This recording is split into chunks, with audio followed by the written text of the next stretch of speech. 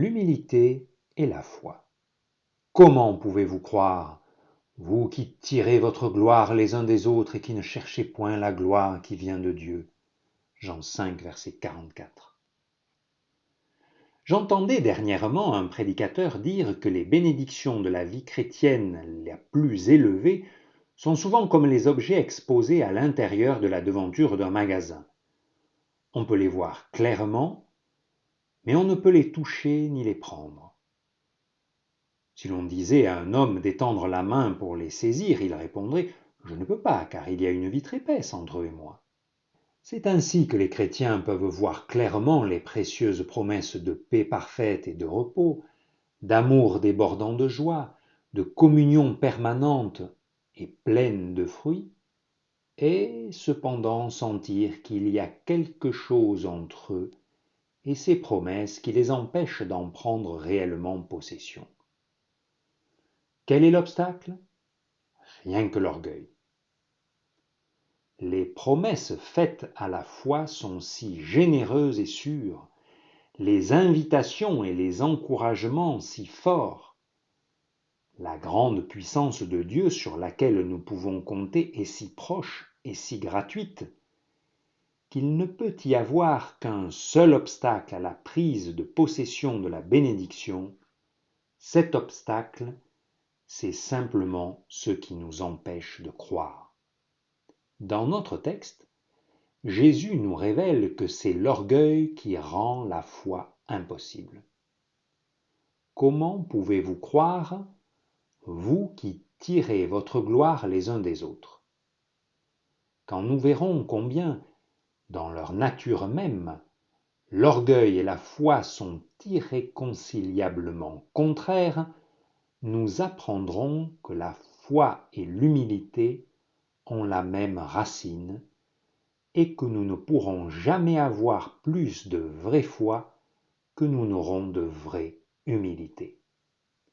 Tout en ayant une forte conviction intellectuelle et une grande assurance de la vérité, nous verrons qu'en même temps l'orgueil habite dans notre cœur et nous rend impossible la foi vivante qui tire sa puissance de la communion avec Dieu. Réfléchissons un moment à ce qu'est la foi. N'est-elle pas la confession de notre petitesse et de notre impuissance? L'abandon entre les mains de Dieu et l'attente qu'il laisse être tout et faire tout? N'est-elle pas en elle-même la chose la plus humble qu'il puisse avoir? L'acceptation de notre vraie place, comme étant celle d'une absolue dépendance de Dieu, de telle sorte que nous ne pouvons rien réclamer ou obtenir ou faire que ce que la grâce accorde? L'humilité est simplement la disposition qui prépare l'âme à vivre de la foi. Et tout ce qui n'est pas esprit d'humilité, la recherche de soi, la volonté propre, la confiance en soi, même le plus secret souffle d'orgueil, est justement la force de ce moi charnel qui ne peut entrer dans le royaume ou posséder les choses du royaume parce qu'il refuse de laisser Dieu être ce qu'il est et doit être en tous. La foi est l'organe ou le sens qui comprend ce qu'est le monde céleste avec ses bénédictions et qui s'en empare. La foi cherche la gloire qui vient de Dieu, qui vient seulement de là où Dieu est tout. Aussi longtemps que nous recevons de la gloire les uns des autres, et que nous cherchons, aimons et conservons jalousement la gloire de cette vie, l'honneur et la réputation qui viennent des hommes, nous ne cherchons pas et nous ne pouvons pas recevoir la gloire qui vient de Dieu. L'orgueil rend la foi impossible. Le salut nous est donné à travers une croix.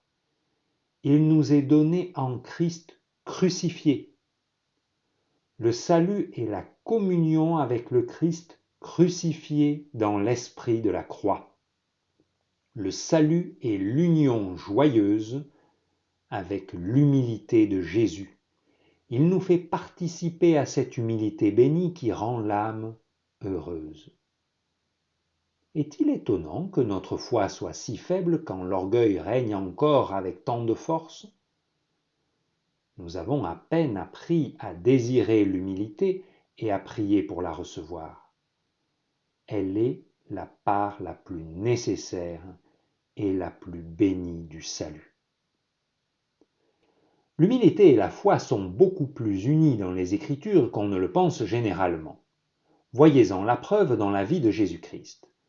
Dans 2 circonstances, il parle d'une grande foi. Après avoir entendu le centenier, Jésus fut dans l'étonnement et il dit à ceux qui le suivaient, « Je vous le dis en vérité, même en Israël, je n'ai pas trouvé une aussi grande foi. » Matthieu 8, 10. Comment s'était manifestée cette foi du centenier? Écoutez. « Je ne suis pas digne que tu entres sous mon toit. » Matthieu 8, verset 8. Quand le Sauveur admire la foi de la Cananéenne et qu'il lui dit « Femme, ta foi est grande, qu'il te soit fait comme tu veux », n'est-ce pas parce que cette païenne avait dit « Oui, Seigneur, mais les petits chiens mangent les miettes qui tombent de la table de leur maître » Matthieu 15, 27. C'est l'humilité qui amène l'âme à n'être rien devant Dieu. C'est elle qui éloigne tout empêchement à la foi, qui nous fait croître dans la grâce et met dans le cœur la seule crainte de déshonorer Dieu en lui refusant toute notre confiance. Frères et sœurs, n'avons-nous pas ici la cause de notre échec dans la recherche de la sainteté? N'est-ce pas, sans que nous nous en doutions, ce qui rend notre foi et notre consécration si superficielles et si insuffisante? Nous n'avions aucune idée à quel point l'orgueil et le moi étaient encore secrètement à l'œuvre en nous, et comment Dieu seul peut les chasser par sa puissance en venant habiter en nous. Nous n'avions pas compris que la nature divine seule peut nous rendre réellement humbles en prenant entièrement la place du vieux moi. Nous ne savions pas qu'une humilité absolue, ininterrompue, universelle, doit être la racine de chaque prière, de chaque regard vers Dieu, aussi bien que de tous nos rapports avec nos semblables, et que nous pourrions tout aussi bien essayer de voir sans yeux, ou de vivre sans respirer, que de croire en Dieu, ou de nous approcher de lui, ou de demeurer dans son amour, sans être remplis d'humilité. Frères et sœurs, n'avons-nous pas commis une erreur en prenant tant de peine pour croire, pendant qu'il y avait tout le temps en nous le vieux moi, avec son orgueil, cherchant à prendre possession pour lui-même de la bénédiction et des richesses de Dieu? Ne soyons pas étonnés de n'avoir pas pu croire. Changeons de route, cherchons avant tout à nous humilier sous la puissance main de Dieu, et il nous élèvera. La croix, la mort et la tombe dans lesquelles Jésus s'est humilié pour nous sauver étaient son chemin pour arriver à la gloire de Dieu. Nous devons suivre le même sentier. Que notre seul désir et notre fervente prière soient de nous humilier avec lui et comme lui. Acceptons joyeusement tout ce qui peut nous rendre humbles devant Dieu et devant les hommes. C'est le seul chemin qui conduise à la gloire de Dieu. Vous éprouvez peut-être le besoin de formuler une question.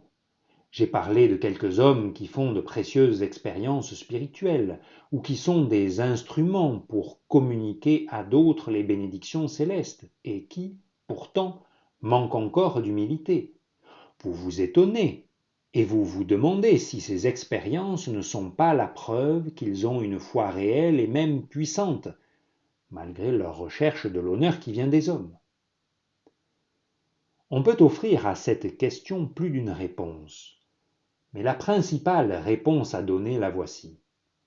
ces serviteurs de Dieu ont vraiment une certaine mesure de foi, en proportion de laquelle ils sont une bénédiction pour d'autres, avec les dons spéciaux que Dieu leur a accordés. Mais, dans cette bénédiction même, le travail de leur foi est affaibli à cause de l'absence d'humilité. La bénédiction est souvent superficielle ou momentanée, parce que Dieu n'est pas tout dans leur œuvre. Une humilité plus profonde apporterait certainement une bénédiction plus abondante. Le Saint-Esprit ne travaillant pas seulement en eux comme un esprit de puissance, mais habitant aussi en eux dans la plénitude de sa grâce, et spécialement dans la plénitude de l'humilité, aurait communiqué aux nouveaux convertis, par le moyen de ces évangélistes, une vie de puissance, de sainteté et de fidélité trop peu connue de nos jours. Comment pouvez-vous croire, vous qui cherchez la gloire qui vient des hommes? Frères et sœurs, rien ne peut vous guérir du désir de recevoir la gloire qui vient des hommes. Rien ne peut non plus vous guérir du sentiment pénible de la douleur et de la colère que vous éprouvez quand elle ne vous est pas donnée. Mais Dieu vous guérira si vous cherchez sincèrement la gloire qui vient de lui seul. Que cette gloire de Dieu devienne votre unique ambition. Alors vous serez délivrés de la recherche de la gloire des hommes et du moi, et vous serez heureux de n'être rien. N'étant plus rien à vos propres yeux, et ne voulant plus rien être, vous deviendrez fort en la foi, vous donnerez gloire à Dieu, et vous trouverez que plus vous vous courbez humblement devant lui, plus il s'approche de vous pour vous accorder les désirs de votre cœur.